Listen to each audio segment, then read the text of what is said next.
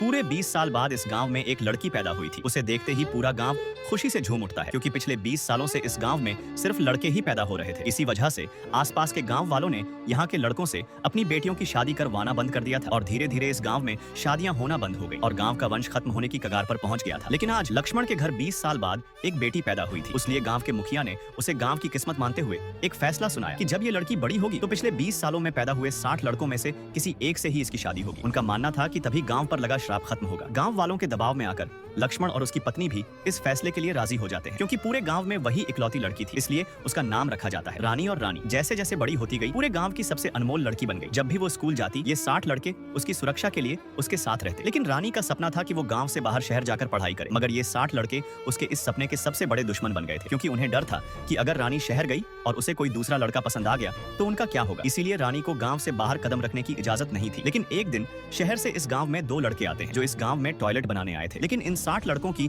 उन पर नजर पड़ जाती और वो उन्हें पेड़ से उल्टा लटका देते हैं। उन्हें लगता है कि ये दोनों रानी के लिए गांव में आए हैं, इसलिए वो उन्हें खत्म करने ही वाले थे कि सही समय पर गांव का मुखिया वहां पहुंच जाता है और वो उन 60 लड़कों को समझाता है कि ये दोनों सरकारी काम से गांव में टॉयलेट बनाने आए हैं। तब उन 60 लड़कों ने एक अजीब शर्त रखी। उन्होंने कहा कि ये लोग दिन में काम नहीं करेंगे, अगर काम करना है तो रात में करें, क्योंकि दिन में रानी गांव में कहीं भी घूमती रहती है। अगर कभी दिन में काम करना भी पड़े तो कार्तिक और उसके दोस्त की आंखों पर पट्टी बांध दी जाएगी ताकि वे रानी का चेहरा न देख सके। लेकिन किस्मत को कुछ और ही मंजूर था। आंखों पर पट्टी बंधी होने के बावजूद कार्तिक और रानी की बातें होने लगी और धीरे धीरे दोनों एक दूसरे को पसंद करने लगे और देखते ही देखते उनका प्यार गहरा हो गया। लेकिन एक दिन पूरे गांव को रानी और कार्तिक के प्यार के बारे में पता चल जाता है और ये देख के पूरा गांव गुस्से से आग बबूला हो जाता है। नेक्स्ट पार्ट के लिए कमेंट करें।